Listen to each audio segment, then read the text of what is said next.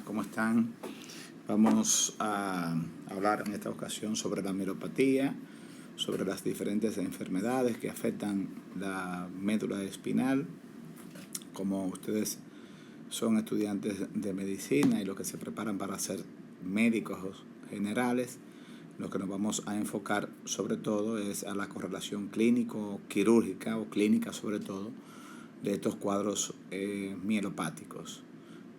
Todas estas afecciones que afectan a la médula espinal, algunas de ellas son quirúrgicas, otras son de manejo conservador. Aquí en esta pequeña conferencia lo que les voy a dar es una visión amplia y general de todas estas enfermedades que pueden afectar la médula espinal. Aquí está el Hospital Metropolitano de Santiago, el HOMS, donde tenemos nuestro consultorio privado, y también el Hospital Traumatológico y Quirúrgico Profesor Juan Bosch, donde hago de jefe de servicio de neurocirugía de dicho hospital. Antes de entrar en materia, siempre me gusta hacer este recuento anatómico de todas las estructuras. Recuerden que hay una palabra muy importante que dice que el médico que no sabe anatomía es como un arquitecto sin plano, trabajando sin ningún tipo de plano. Por lo tanto, antes de usted entrar en cualquier patología, tiene que saber tres cosas muy importantes de esa patología. Primero es la anatomía con relación a esa patología, luego es la fisiología con relación a esa patología, y luego es la farmacología con relación a esa patología. Por lo tanto, yo siempre le digo a los estudiantes de medicina que son tres las asignaturas durante toda la carrera, que son anatomía, fisiología y farmacología. Luego, con esas tres asignaturas, pues usted puede entender cualquier tipo de patología y darle una interpretación clínica y radiológica también, y luego obviamente terapéutica. Bien, con respecto a la médula espinal, podemos decir que la misma se extiende desde aquí arriba, desde el foramen magnum o agujero occipital hasta el borde inferior de L2. Luego ya no hay médula espinal, lo que es un ramillete de nervio llamada cola de caballo o caudequina. Estas médulas espinales es un tubo cilíndrico que es más gruesa a nivel cervical porque forma el pleso braquial que da inervación a los brazos, y es más gruesa a nivel dorso-lumbar porque forma el pleso lumbosacro que da inervación a las piernas. En esta parte se llama cono medular, y la médula espinal se abusa, se estrecha un poquito, y hay una especie de cordón que tira de la médula espinal hacia abajo, la mantiene fija, que se llama filum terminal, y ese cordón no es más que un ahusamiento del aracnoide que se extiende desde la punta del cono medular hasta la cara posterior del sacro. Si hacemos un corte transverso de la médula espinal, vemos las envolturas de la misma, la dura madre, una capa densa, dura como su nombre lo dice. Luego tenemos la aracnoide, y debajo de la aracnoide el espacio subaracnoideo con líquido cefalorraquídeo, y adherido a la médula espinal se encuentra entonces la pía madre. Bien, la médula espinal en el centro tiene sustancia gris formado por cuerpos neuronales. La parte anterior son neuronas motoras y la parte posterior son neuronas sensitivas. Alrededor tenemos toda la sustancia blanca, que no son más que los fascículos o tractos o haces, de los cuales hay que son ascendentes, que suben llevando algún tipo de información hacia el cerebro o hacia el sistema consciente, como el dolor, la temperatura, la propiocepción, el tacto, etc. Y lo hay fascículos descendentes que traen una respuesta ante ese estímulo que se ha producido, que tiene que ver con el dolor, la temperatura, la propiocepción, etc. De tal forma que la información sensitiva entra por aquí, por esas raicillas que están por aquí, que se llama raicillas sensitivas, y la información motora sale por estas raicillas, que son las raicillas motoras. Las motoras salen y las sensitivas entran. Ambas raicillas forman el nervio, que es el nervio raquídeo. Miren aquí cómo está el nervio raquídeo o nervio espinal, que sale por el agujero de conjunción. Esta es más o menos una anatomía gruesa de la médula espinal. Vemos en un corte transversal la médula espinal, los fascículos ascendente y descendente a nivel de la sustancia blanca. Usualmente la mayoría de los textos ponen los fascículos ascendentes de color azul y los fascículos descendentes lo dibujan de color rojo. Obviamente estos ascendentes y descendentes están de este lado y los ascendentes y descendentes también están de este lado. Lo que sucede es que para asuntos didácticos lo dibujan así: los ascendentes de color azul y los descendentes de color rojo.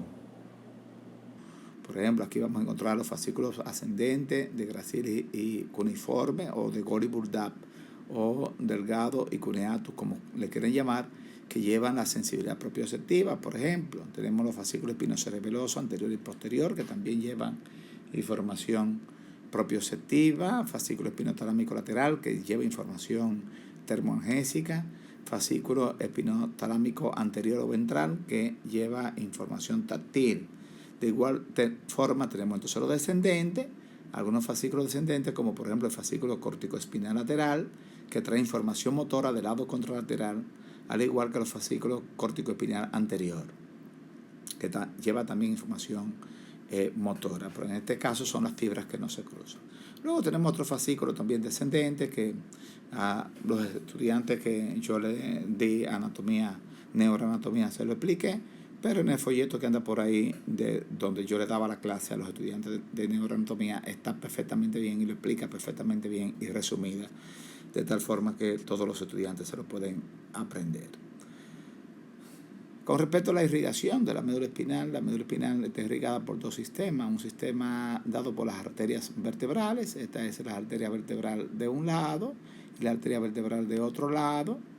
Este es el tronco brachiocefálico. Entonces, la arteria vertebral pasa por los agujeros transversos de la arteria de las vértebras cervicales, y cuando atraviesa el foramen magno en su parte anterior se une y forma la arteria basilar aquí arriba. Y esto es visto por la parte posterior. Esto es una vista anterior y esto es una vista posterior.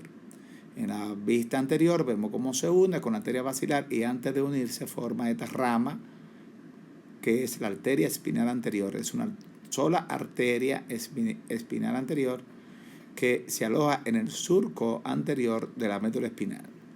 Pero en la parte posterior no encontramos una sola arteria espinal posterior, sino dos arterias espinales posteriores como ramas de las arterias vertebrales que pasan o que discurren por los surcos posteriores laterales de la médula espinal. Bien, yo le dije que la irrigación de la médula espinal está dado por dos sistemas. Uno es el sistema de las arterias vertebrales. También el otro es el sistema de las arterias radiculares. Las arterias radiculares, que a nivel de las arterias vertebrales son ramas directas de las arterias vertebrales, pero a nivel torácico y dorsal son ramas de las arterias mamarias internas, del tronco aórtico, etc.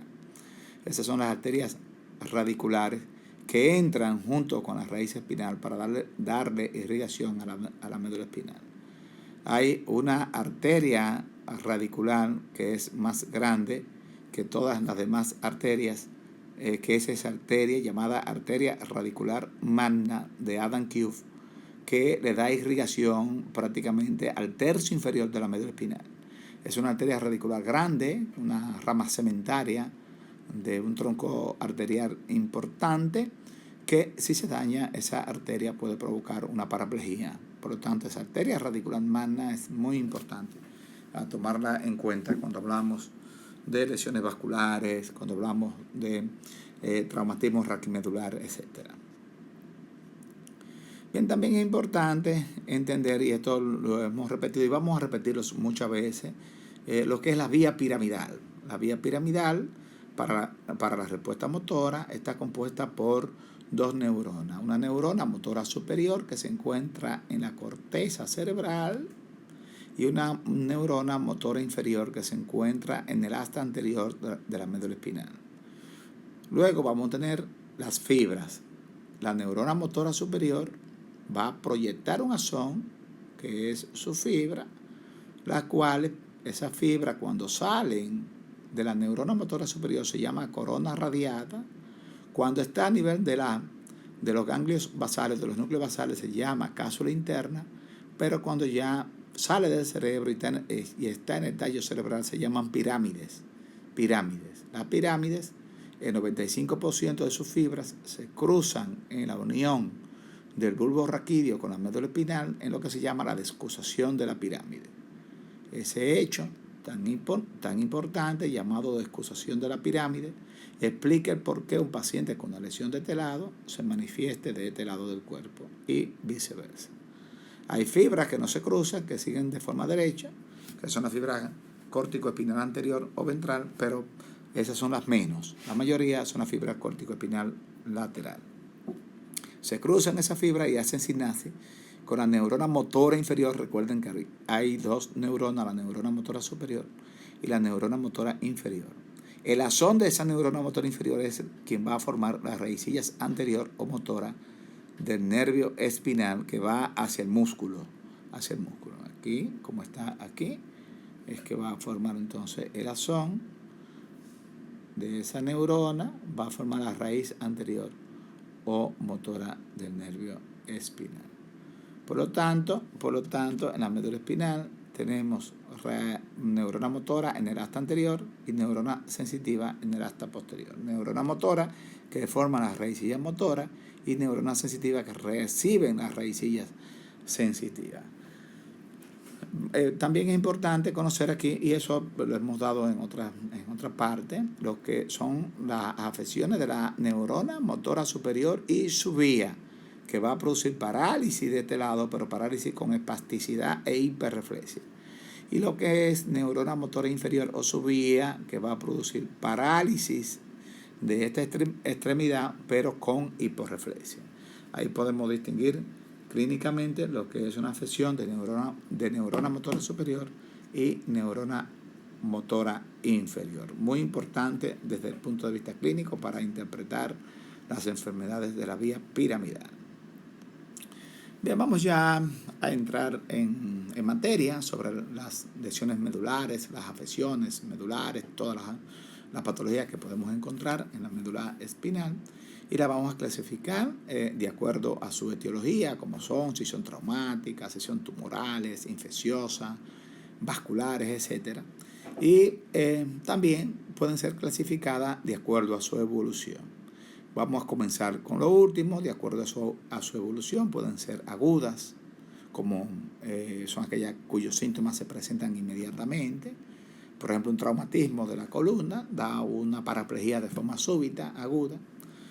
Hay aquellas enfermedades que son subagudas, que dan síntomas que pueden pasar de día a semana para presentarse, como son, por ejemplo, las enfermedades infecciosas de la médula espinal.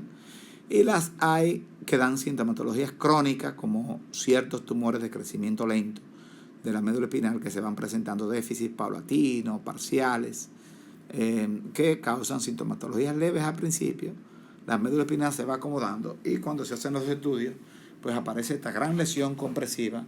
Sin embargo, el paciente está en muy buenas condiciones, independientemente del tamaño de la lesión, porque esta lesión se fue presentando de forma crónica. Es igual como acontece en el cerebro. Eso lo hemos visto cuando hemos hablado del cerebro.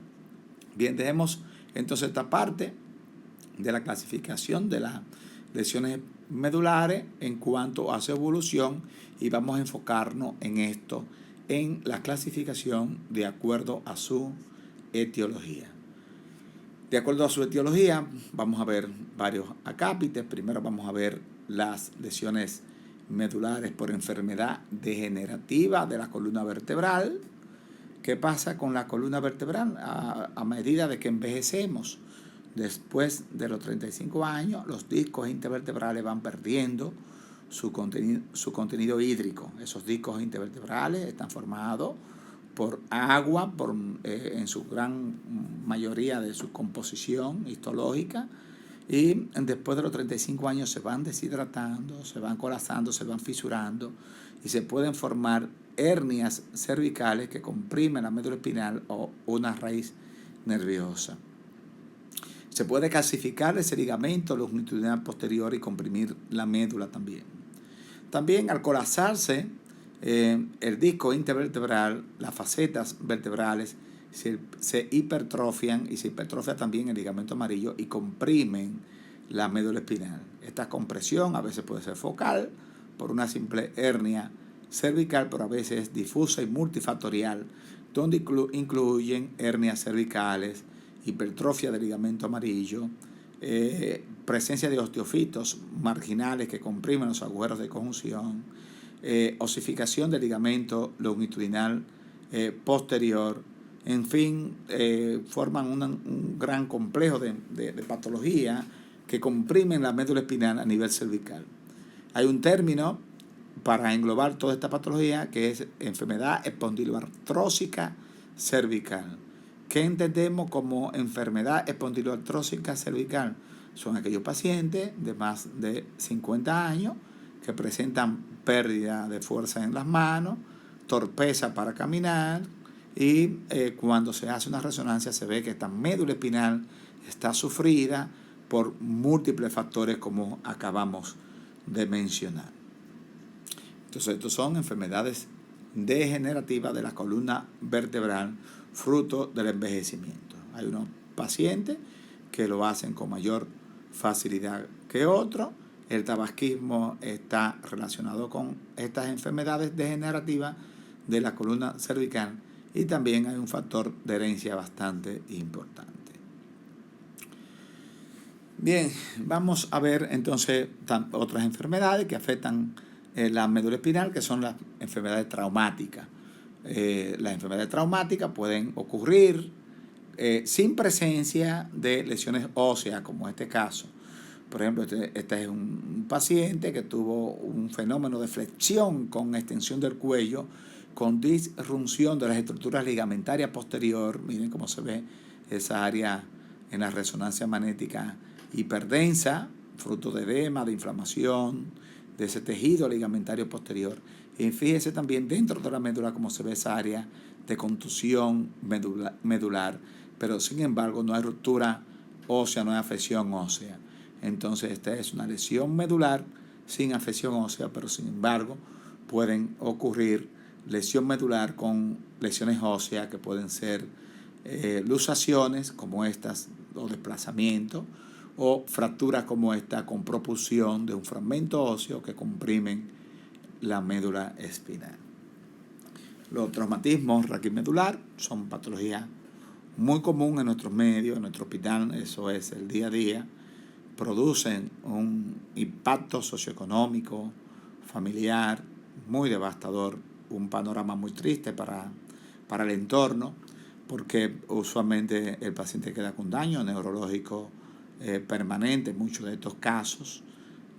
La ciencia avanzada en cuanto a sistemas de instrumentación y para alinear esta columna que está usada, pero para corregir el daño que hay dentro de la médula, todavía la ciencia se mantiene como en la época de Hipócrates, que decía que las lesiones de la médula espinal es un mal que el hombre no puede curar.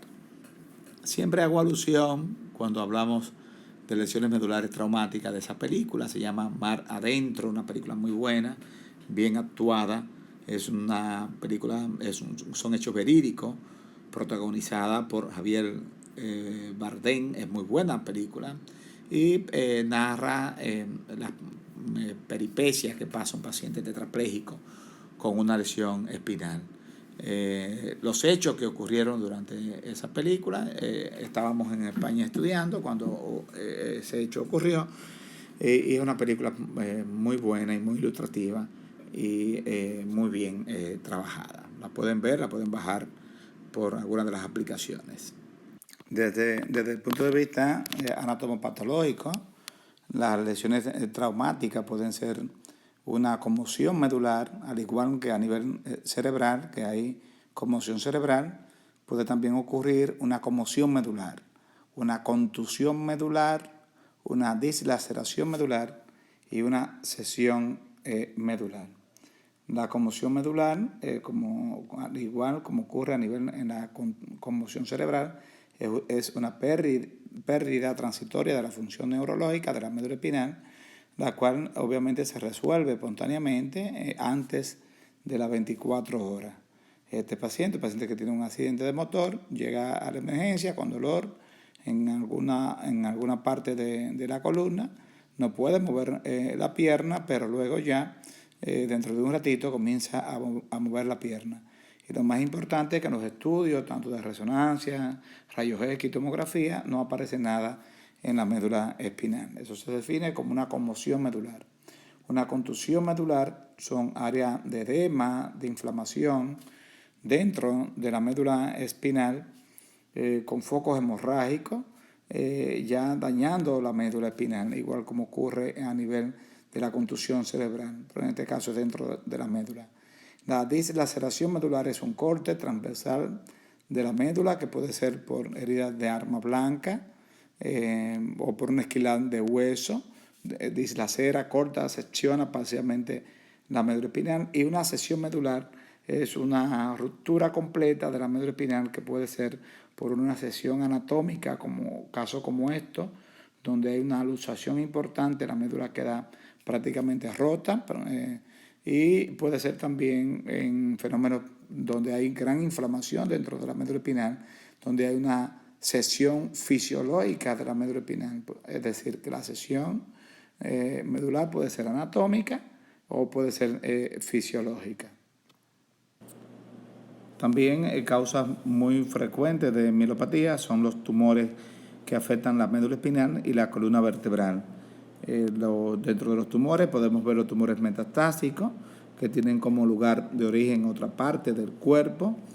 Los tumores metastásicos a nivel de la médula espinal son extremadamente raros. Solamente tal vez podemos ver que ocurra una metástasis de un tumor dentro de la médula espinal en aquellos pacientes que tienen tumores cerebrales primarios como el meduloblastoma, que puede dar metástasis a nivel de la médula espinal. Pero luego los tumores sistémicos no dan metástasis nunca a la médula espinal. Ahora, la columna vertebral sí pueden ocurrir algún tipo de metástasis, por ejemplo, de un cáncer de próstata, de un cáncer de mama, de pulmón, de riñón, en fin, de cualquier zona cercana a la columna vertebral que puede ir por diseminación hematógena hacia la columna vertebral y provocar diferentes focos metastásicos que pueden ser únicos, como en este caso, o múltiples, como en este caso, provocando entonces lesiones líticas que rompen la columna vertebral como esta, o lesiones blásticas que comprimen el canal, que comprimen la médula espinal. Y los tumores ya primarios que afectan a la médula espinal, además de los tumores vertebrales, que no es nuestra parte aquí hablar de los tumores vertebrales, pero sí los tumores primarios de la médula espinal los encontramos de tres tipos. Los tumores intramedulares, que se dan dentro de la médula, son tumores de muy mal pronóstico. Tenemos el astrocitoma, que es el más común, y el ependimoma. Los tumores intrarraquídeos, pero extramedulares, tenemos el neurinoma, como esa bolita que está aquí. Miren cómo está el cordón espinal desplazado, y esa bolita que está aquí es un neurinoma. Pueden ser meningiomas también, como tumores extramedulares. Y los tumores ya extradural, que están fuera de la dura madre, que también los neurinomas pueden ser tanto intradural como extradural. Otros tumores extradurales también serían los linfomas, que comprimen la médula espinal, y cualquier tumor vertebral, como el plasmocitoma, puede crecer un tejido óseo anormal blástico que comprime la médula espinal. Bien, otras enfermedades que pueden afectar la médula espinal son enfermedades infecciosas. Dentro de las enfermedades infecciosas tenemos las enfermedades virales. Dentro de los virus que más pueden afectar la médula espinal, en nuestro medio hay un virus, que es el virus de la paraparesia espástica tropical, o HTLV1, que produce un cuadro mielopático con hiperreflexia. Es una enfermedad viral infectocontagiosa por que se contagia igual que el SIDA y la hepatitis C por transmisión sexual, transfusión sanguínea, etc. Es un cuadro mielopático relativamente frecuente. Vemos muchos pacientes adultos con estos cuadros mielopáticos paréticos con hiperreflexia. Es una enfermedad que evoluciona hasta un punto, no invalida al paciente, pero sí lo incapacita un poquito. Y cuando le hacemos esa prueba de HTLV1 suelen salir positivos y lamentablemente el tratamiento es muy precario para esta enfermedad viral de la médula espinal. Hay otras enfermedades virales de la médula espinal, como por ejemplo el virus del SIDA puede afectar la médula espinal. El virus de la mononucleosis infecciosa también puede afectar la médula espinal y produce una mielitis viral. Y anteriormente el polio era una enfermedad viral que afectaba el asta anterior de la médula espinal, la motoneurona inferior, y producía un cuadro importante de discapacidad, pero que por suerte hoy día el polio está erradicado.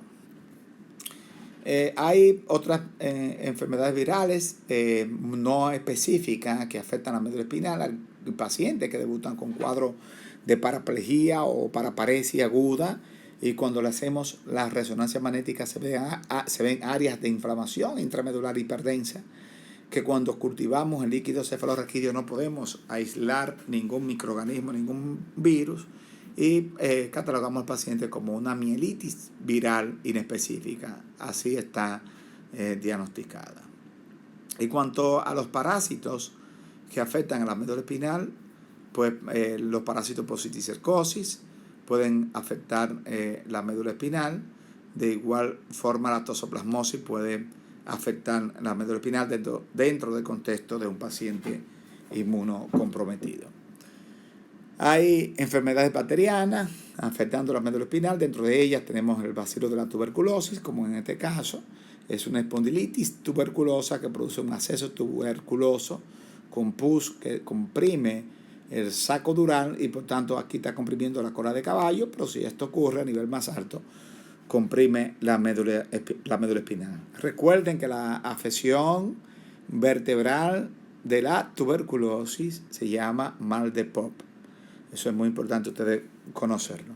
Hay otras enfermedades bacterianas, espondilodicitis bacteriana por estafilococo, por estreptococo, en el contexto de un paciente inmunocomprometido que hace una prostatitis y por contaminación directa por los plexos de Batson, pues se va esa bacteria desde la próstata, desde la pelvis, se va entonces al disco intervertebral y produce una espondilodicitis o una dicitis bacteriana importante que comprime luego el canal raquídeo, comprime el saco dural o la médula espinal si es a nivel más alto.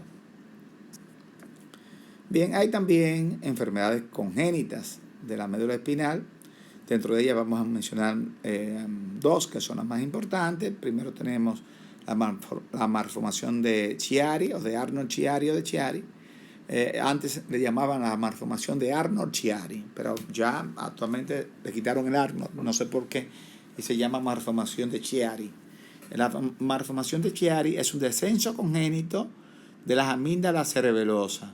Recuerden que dentro de cualquier lesión ocupativa de espacio intracraneal se puede dar una herniación foraminal o herniación de la amígdala cerebelosa, la cual es incompatible con la vida, los pacientes mueren. Pero cuando se presenta de forma crónica como una enfermedad congénita por un trastorno en el desarrollo longitudinal de la médula espinal, pues se llama malformación de Chiari.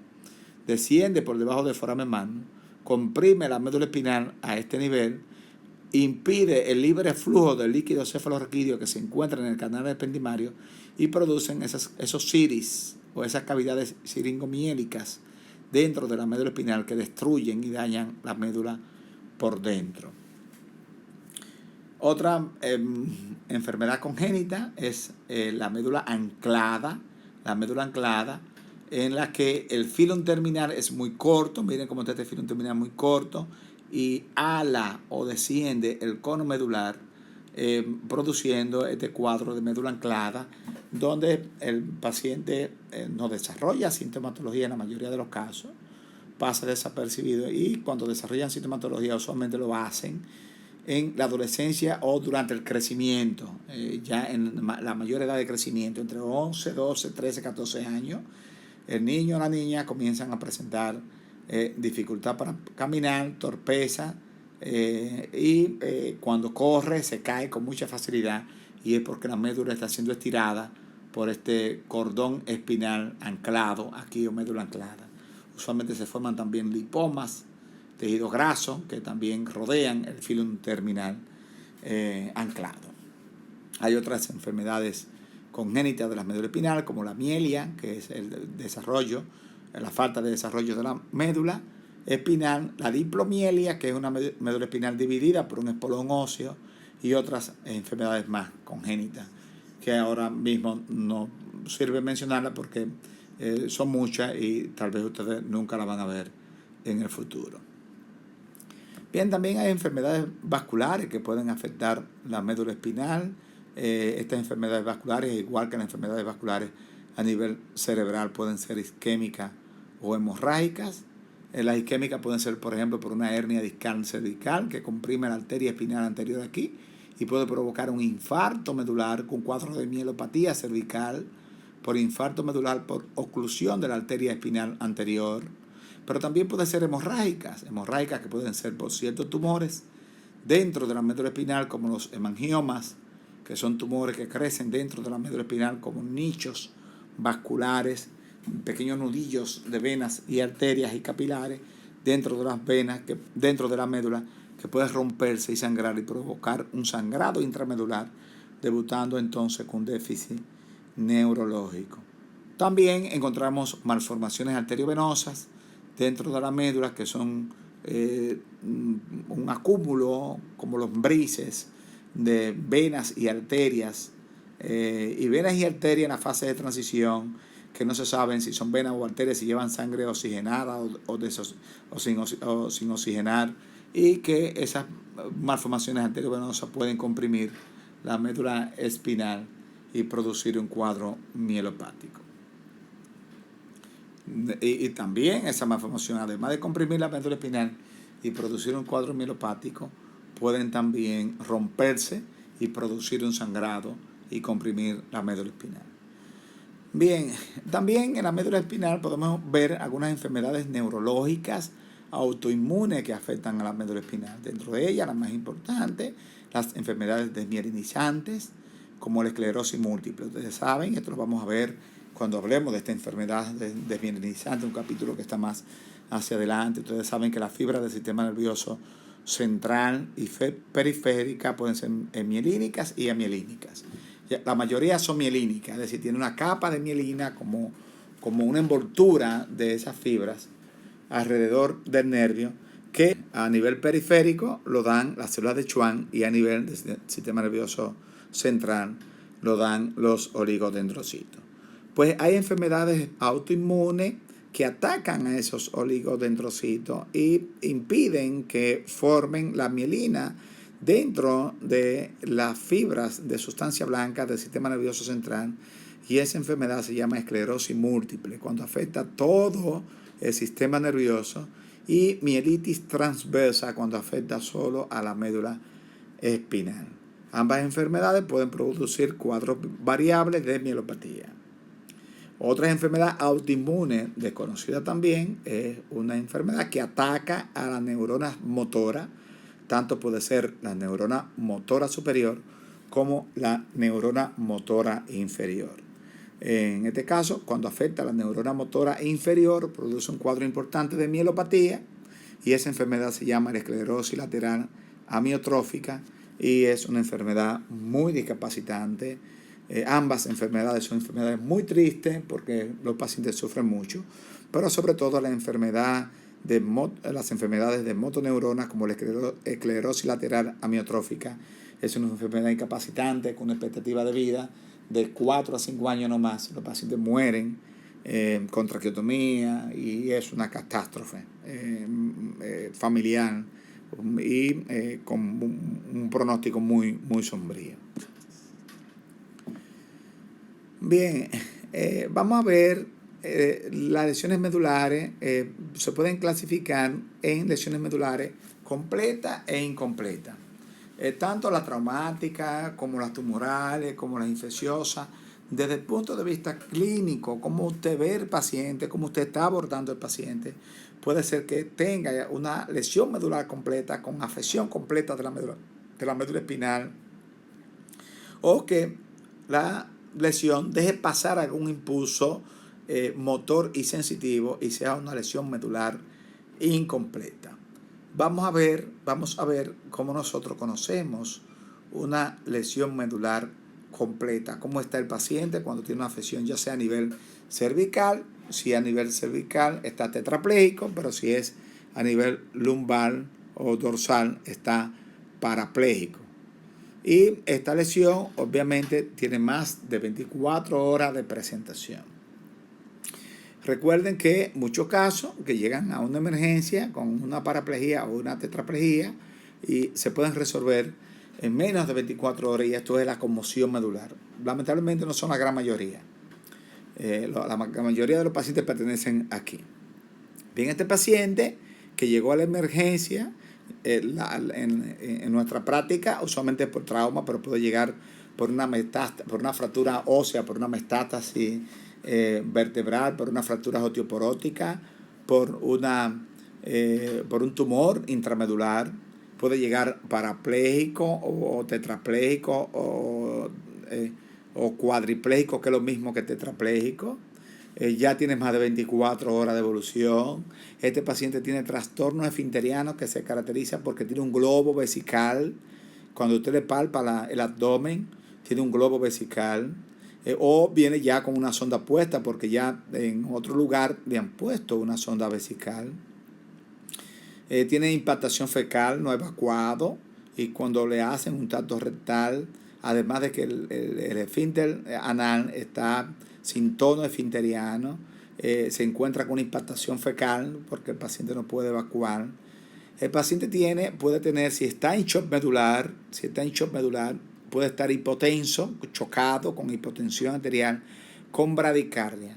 A eso se le conoce como hipotensión paradójica, porque recuerden que los pacientes pueden estar hipotensos, pero con taquicardia, que es lo normal. En este caso, cuando hay una afección medular, está hipotenso con bradicardia.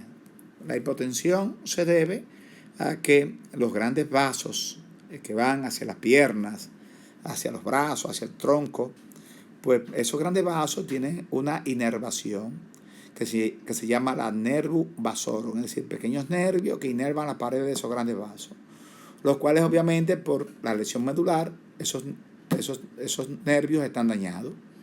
Y estos grandes vasos sufren una gran complianza, una gran dilatación, y secuestran el volumen circulatorio, y por lo tanto el paciente está hipotenso.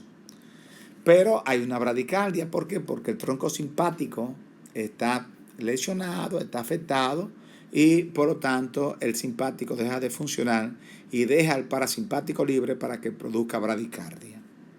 De igual forma también el priapismo se explica por la misma razón que la hipotensión, es decir, por dilatación de los cuerpos cavernosos y por una disminución del flujo simpático, y deja al parasimpático libre, que es el que produce la erección. La erección es producida por el parasimpático y la eyaculación es producida por el simpático. Entonces, como hay dilatación de los cuerpos cavernosos y hay aumento del flujo parasimpático, pues entonces vamos a ver una erección flácida del pene. No es una erección como tal, es una dilatación flácida del pene. Hay que tener cuenta con esto porque a veces llegan estos pacientes en las emergencias, parapléjicos, en una situación catastrófica, y obviamente el personal médico y paramédico que está ahí no es muy experimentado, y encima de eso el morbo que genera, y hacen bromas al respecto que pueden ser ofensivas para los familiares del paciente y para el paciente mismo, porque no le dan la interpretación clínica adecuada al priapismo que tiene el paciente con una lesión medular. Lo más probable que si este paciente llegó a emergencia con priapismo luego de un accidente, usted le dice que suba la pierna, lo más probable es que está parapléjico o tetrapléjico, y es una lesión espinal o medular traumática que tiene este paciente. Bien, después que pase la fase de shock medular, el priapismo se corrige. El paciente con lesión medular completa también puede presentarse con un síndrome de Bernard-Horner. ¿Qué es este síndrome de Bernard-Horner? Este síndrome es un síndrome que se produce cuando hay lesión de la cadena simpática a nivel del cuello. Por lo tanto, este síndrome lo vamos a ver cuando hay lesiones cervicales altas, con lesión de la cadena simpática a nivel del cuello. Hay miosis de ese lado de la lesión con endoftalmo. Esa es la característica del síndrome del Bernard-Horner. Puede encontrarse dificultad respiratoria en los pacientes con lesiones espinales cervicales altas en la fase aguda. Recuerden que el nervio frénico se forma en el pleso cervical, que el pleso cervical se forma por raicillas nerviosas de los agujeros de conjunción que salen desde C1 hasta C4. Y desde ahí, desde el cuello, desciende por el hueco clavicular e inerva el diafragma. Y el diafragma es el principal músculo de la respiración. Por lo tanto, los pacientes que tienen lesiones cervicales altas presentan dificultad respiratoria temprana, que incluso ameritan conexión a un ventilador, traqueotomía, una verdadera catástrofe, una situación muy, muy difícil de asimilar por los familiares.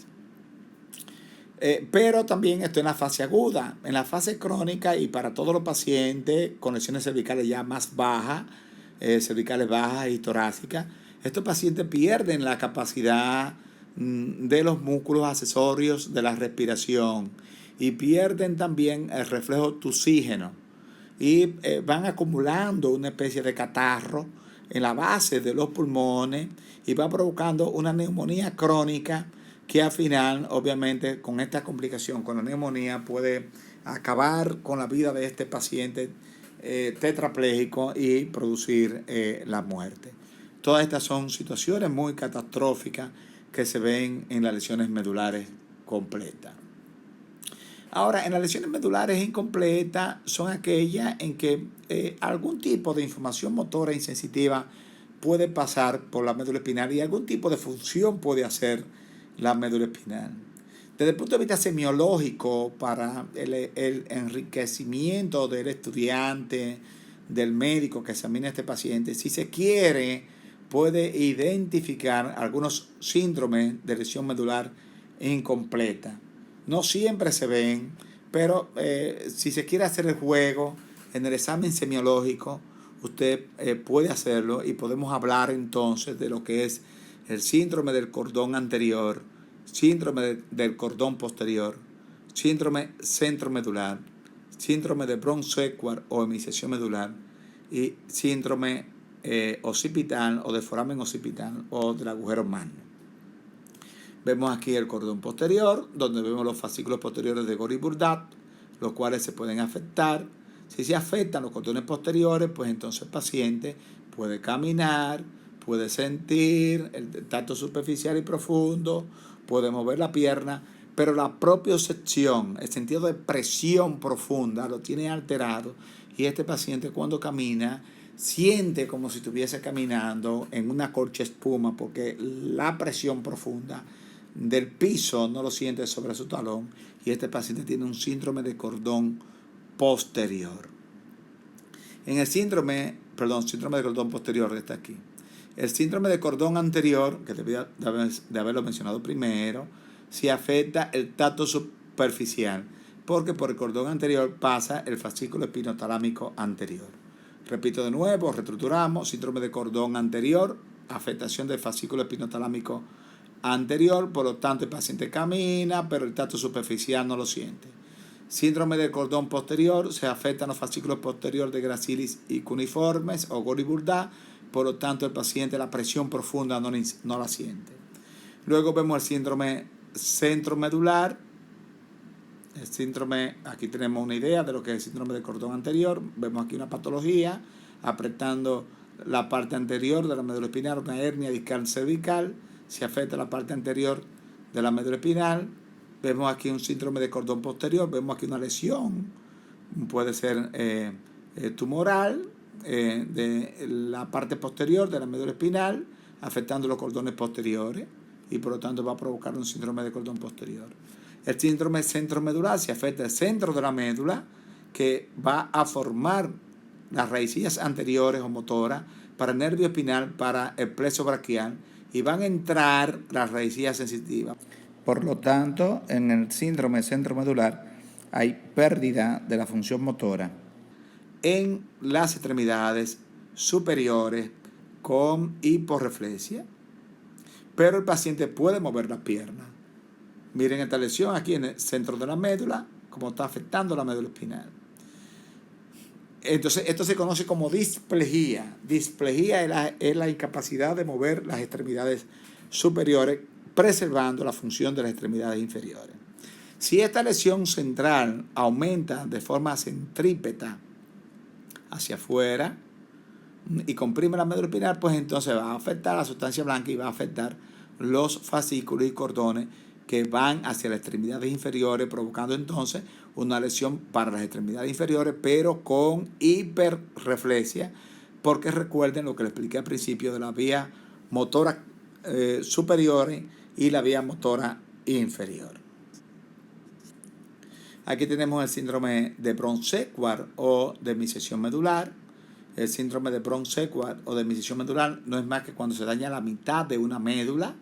Aquí tenemos una imagen de la Primera Guerra Mundial, porque este síndrome se descubrió en la Primera Guerra Mundial, cuando los soldados peleaban y iban en retirada, los enemigos iban detrás y lo pinchaban por detrás y le clavaban la bayoneta por detrás y provocaban ese daño en la médula espinal, en un lado de la médula espinal. Entonces, ¿qué pasa cuando se daña la mitad de una médula espinal? De ese mismo lado de la lesión, el paciente no puede mover la pierna, pero del otro lado sí puede mover la pierna. Pero algo muy curioso, del lado que puede mover la pierna, el paciente siente de forma adecuada. Del lado que el paciente no puede mover la pierna, la sensibilidad está conservada. Del lado que mueve la pierna adecuadamente, la sensibilidad está alterada. ¿Por qué? Porque el fascículo espinotalámico lateral, que lleva la información termoalgésica, fascículo espinotalámico lateral que lleva la información termoalgésica, se cruza inmediatamente cuando entra a la médula espinal y se encuentra con la lesión que impide que lleve esa información. Por lo tanto, de este lado no siente, de este lado no mueve, pero siente, y de este lado no siente, pero mueve. Es algo muy extraño. Es lo que se conoce con el nombre de hemisección medular o síndrome de Brown-Séquard o hemiplegia espinal. Es paradójico el asunto. Bien, podemos ver también que cuando está afectado el cono medular, miren aquí el cono medular, puede ocurrir un síndrome del cono medular. Ya algunos nervios que van para las extremidades inferiores están afectados y solamente pueden estar afectados los nervios que van para el periné, provocando lo que se llama anestesia en silla de montar.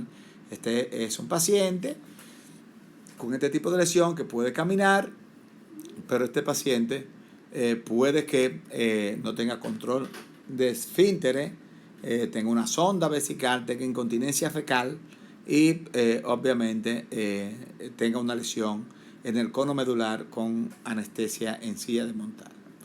Puede estar afectada toda la cola de caballo. Por ejemplo, miren esta hernia discal lumbar L5S1 grande, comprimiendo todas las raíces nerviosas de la cola de caballo. Miren este pequeño tumor dentro del canal raquídeo a nivel lumbar, comprimiendo toda la cola de caballo. Este paciente, además de tener la anestesia en silla de montar, tiene lo que se llama anestesia en herradura, que afecta las extremidades inferiores, produciendo una paraparesis, pero flácida, porque lo que está afectada es la motoneurona inferior que produce paraparesis flácida o síndrome de cola de caballo con anestesia en herradura.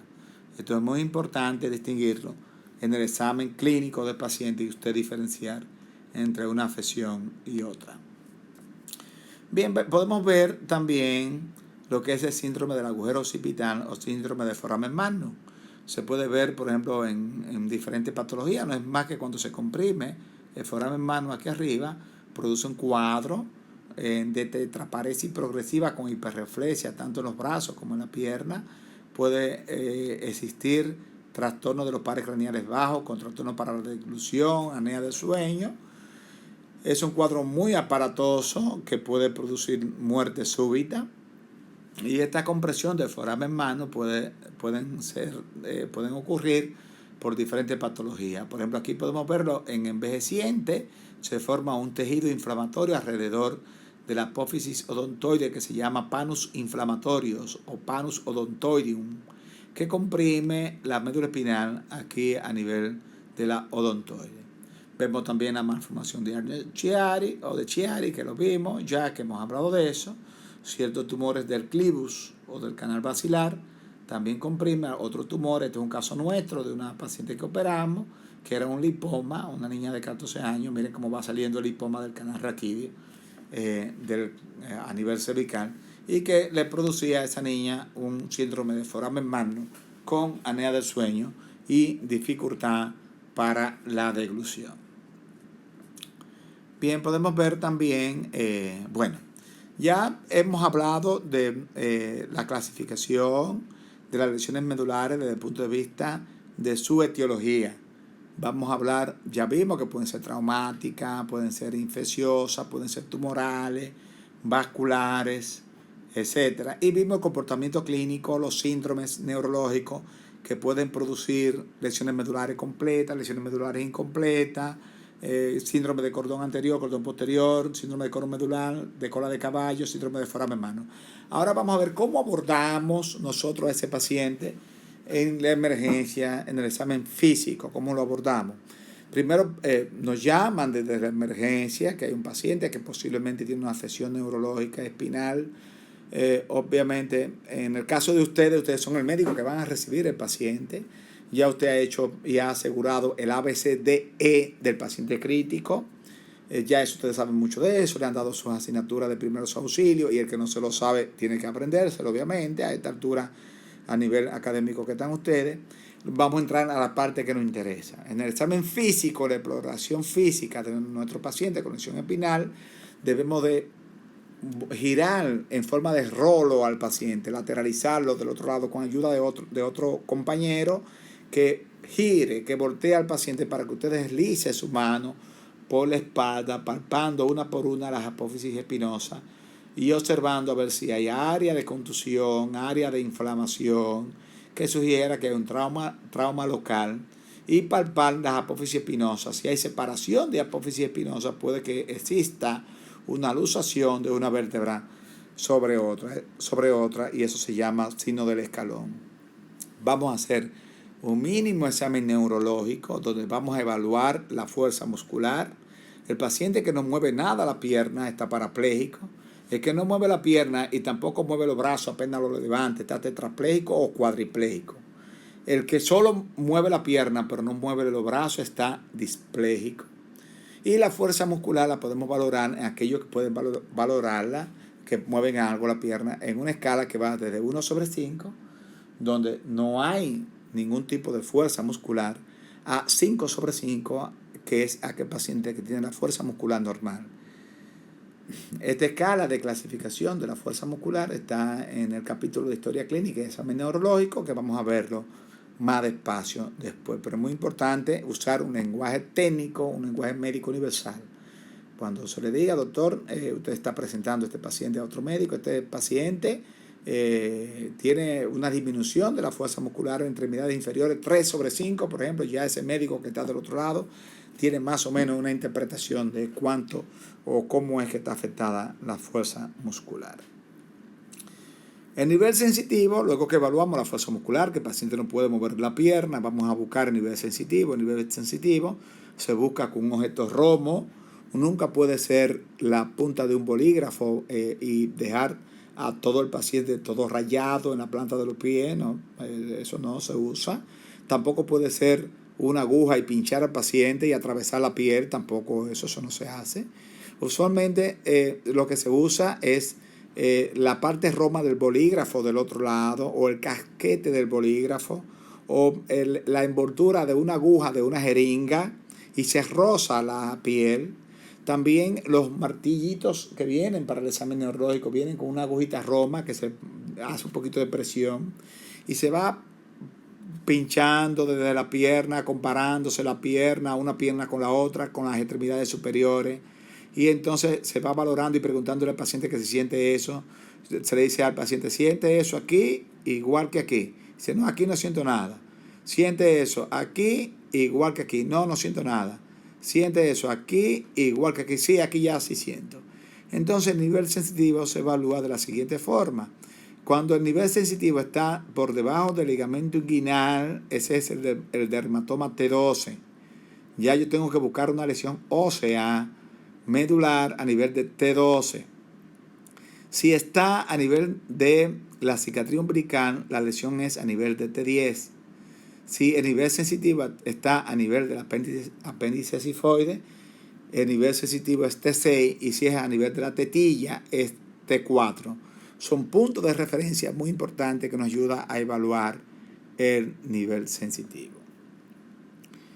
Bien, luego vamos a ver el control esfinteriano, si el paciente tiene un globo vesical o no, si llegó con sonda o no. Si llegó con sonda y no se evaluó, usted se la puede quitar la sonda para que el paciente avise si puede controlar los esfínteres, sí o no. Y cuando usted ve que hace la presencia de un globo, entonces procede a colocarle otra vez la sonda. Si tiene impactación fecal, etc. Y luego vamos a valorar los reflejos. Los reflejos son varios reflejos, están los reflejos cutáneos superficiales, los cuales cuando hay un paciente que está parapléjico o tetrapléjico, estos reflejos están abolidos. Están los reflejos osteotendinosos como el rotuliano, el aquileo, los cuales en las lesiones medulares, ya sean de la médula espinal o de la cola de caballo, y en todas las lesiones neurológicas en la fase aguda, están abolidos, pero cuando es en la fase crónica y está afectando la médula, o ya sea en el cerebro, que no corresponde para este capítulo, los reflejos están exaltados. Recuerden lo que le hablé de la afección de motoneurona superior o de motoneurona inferior. Entonces los reflejos están exaltados. Cuando usted toca con martillo el reflejo patelar, este está hiperrefléxico. Los reflejos se evalúan en una escala de cruce que lo vamos a ver también en el capítulo de historia clínica y examen neurológico. Está ahí expresado perfectamente bien. ¿Por qué se produce, aún en pacientes con lesiones medulares completas, con sección medular, se produce un aumento de los reflejos con hiperreflexia, pero sin embargo el cerebro no participa de esa información? ¿Por qué? Porque la información sensitiva entra por aquí, por la raicilla posterior o sensitiva, luego que se percute el tendón rotuliano. Esa neurona sensitiva hace sinapsis con la neurona motora, lo que se llama un arco reflejo, y elabora una respuesta motora que es la hiperreflexia, la cual está hiperrefléxico porque carece del efecto inhibitorio que da el cerebro. Por lo tanto, incluso puede llegar a clonus, que son como fasciculaciones cuando se estimulan los tendones, movimientos automáticos de las extremidades, que lo vamos a ver cuando examinemos un paciente.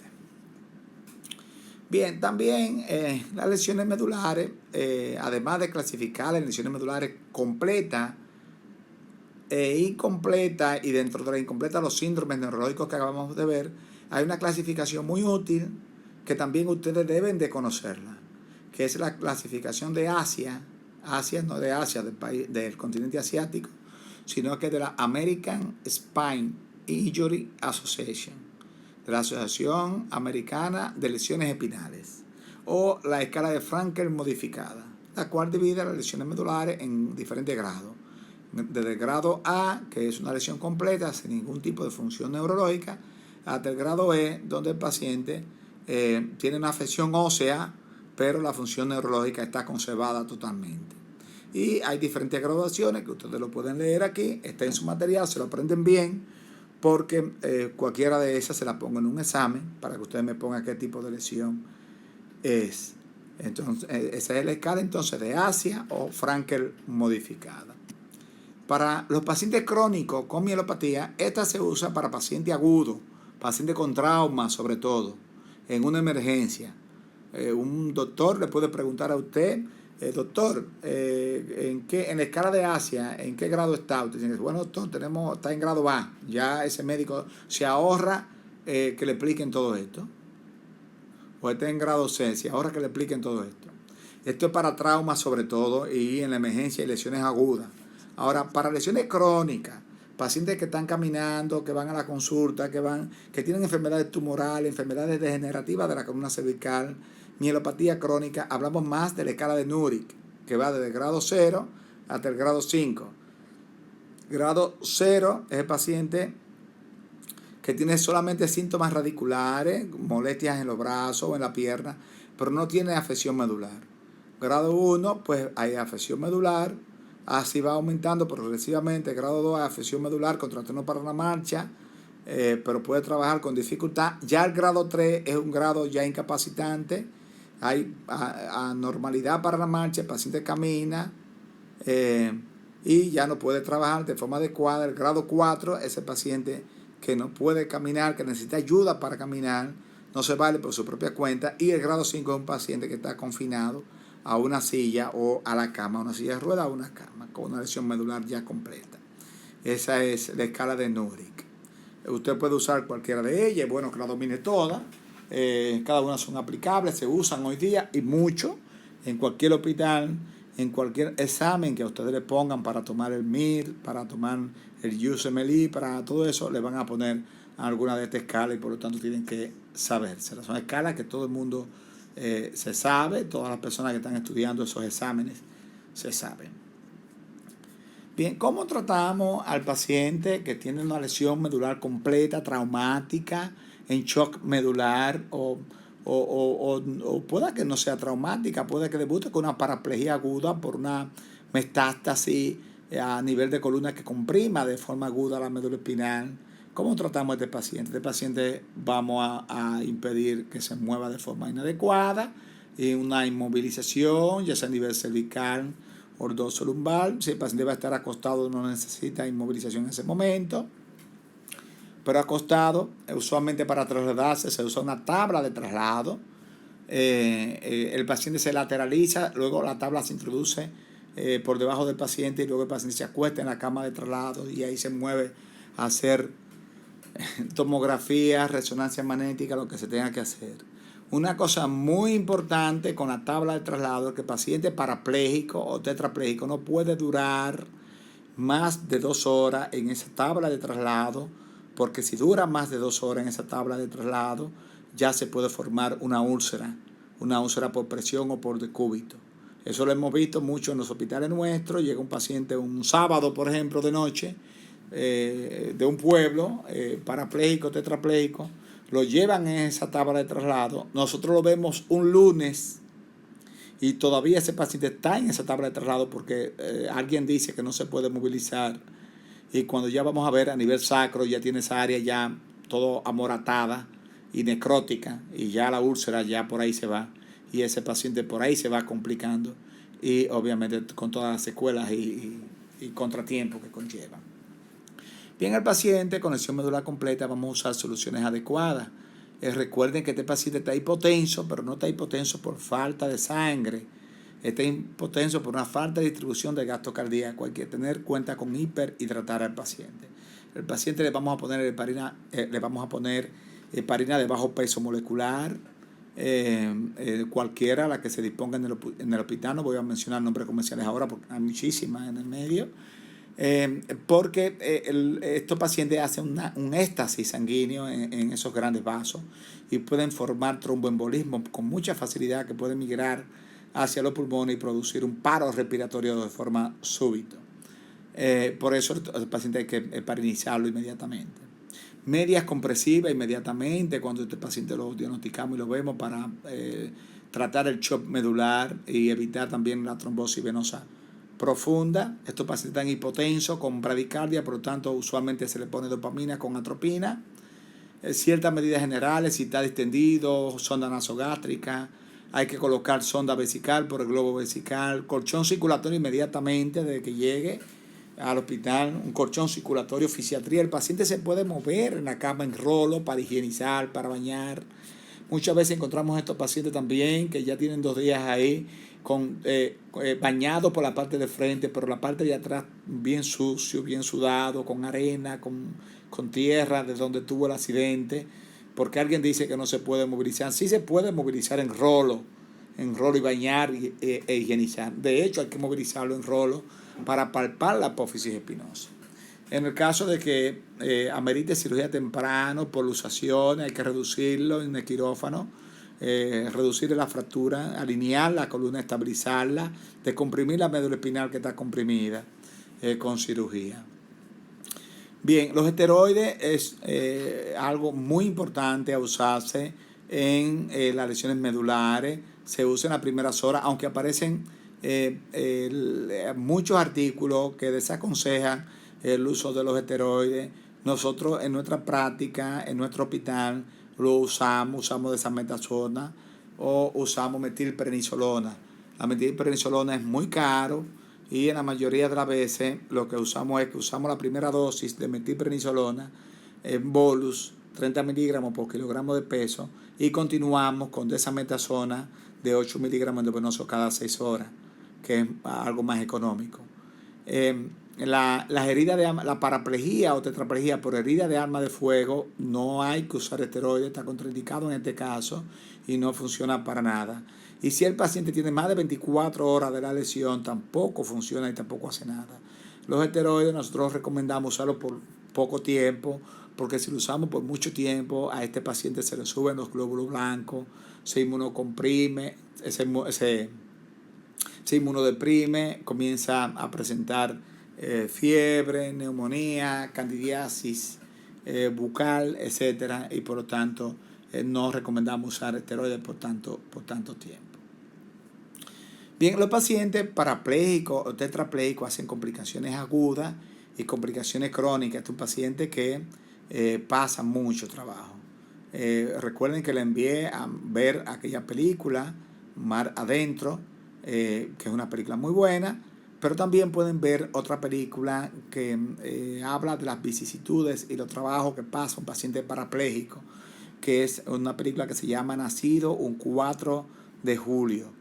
Esa película es muy buena, está protagonizada por Tom Cruise cuando era joven y obviamente narra el trabajo que pasa un muchacho parapléjico por una herida de arma de fuego en la columna y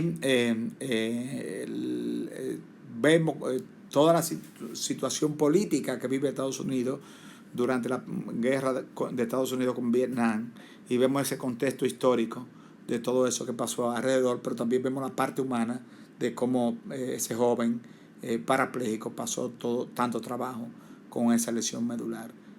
Ambas películas son muy buenas, ayudan mucho a interpretar los daños medulares y se las recomiendo ambas. Son películas viejas, pero se pueden ver hoy día. Bien, pero los pacientes entonces con lesiones medulares tenemos el espasmo o automatismo medular. ¿Qué es el espasmo o automatismo medular? Es que el paciente con una lesión cervical, por ejemplo, o una lesión dorsal, ya después que ha pasado más de 10, 15 días, ya el médico le ha explicado a los familiares que este paciente lo más probable, siempre hay que decir lo más probable, nunca hay que decir cosas definitivas, que nunca va a caminar, hay que decir que lo más probable, este paciente no va a volver a caminar. Luego de pasado ese tiempo, el paciente comienza a mover las piernas ante cualquier estímulo, puede ser con rozar la piel, con un pellizco, con un martillo, o sin ningún estímulo, se comienza a mover la pierna y es lo que se llama espasmo o automatismo medular de forma automática, sin que el reflejo participe en ese movimiento. Estos espasmos o automatismo medular a veces son esperanzador para el paciente y el paciente cree que va a mejorar. Lamentablemente hay que decirle la verdad en este tipo de circunstancias, decirle que no, que esto son movimientos ectópicos de las neuronas motoras de la médula espinal en el segmento que está sano, que responde ante un estímulo sensitivo de forma aberrante y que todo lo contrario de que sea un signo de buen pronóstico, es un signo de mal pronóstico que indica que la lesión medular es completa.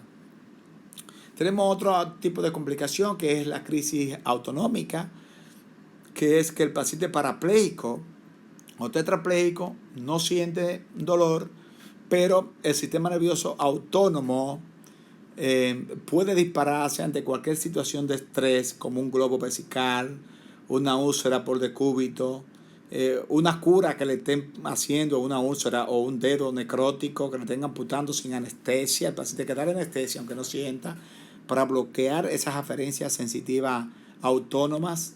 Y entonces se dispara el sistema nervioso autónomo y el paciente va a tener una crisis autonómicas que se caracterizan por aumento de las catecolaminas, es decir, la adrenalina y noradrenalina, y este paciente se torna hipertenso, con presión arterial alta, con confusión mental, hacen piloerección, la piel se le torna como carne de gallina, y obviamente el tratamiento el tratamiento de esta crisis autonómica es tratar la causa desencadenante. Si es un globo vesical, colocarle la sonda.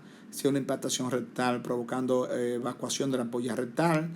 Si es que están haciendo algún procedimiento sin anestesia, hay que darle anestesia a este paciente para evitar el impulso autonómico. Y obviamente también se trata con antihipertensivo, ya indicado por un cardiólogo, si la hipertensión persiste. Puede encontrarse trombosis venosa profunda, que puede provocar tromboembolismo pulmonar, que son muy peligrosas, las bacteremias y la infección, la constante en estos pacientes parapléjicos y tetrapléjicos, infección por vía urinaria, infección por las úlceras por decúbito, infecciones respiratorias con neumonía, traqueotomía, etc. Es un desastre total, son situaciones muy catastrófica para los familiares. La hipotensión arterial, ya se le expliqué, hacen insuficiencia renal con mucha frecuencia, hacen trastornos respiratorios con mucha frecuencia, que ya también se lo expliqué.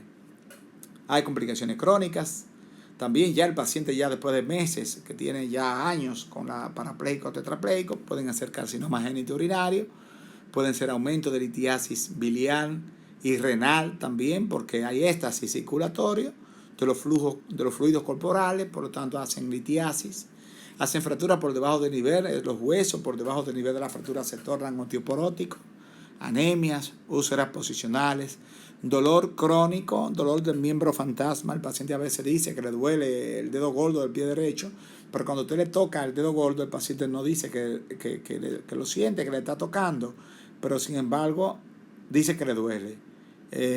Lo que se conoce como el síndrome del dolor fantasma o dolor crónico.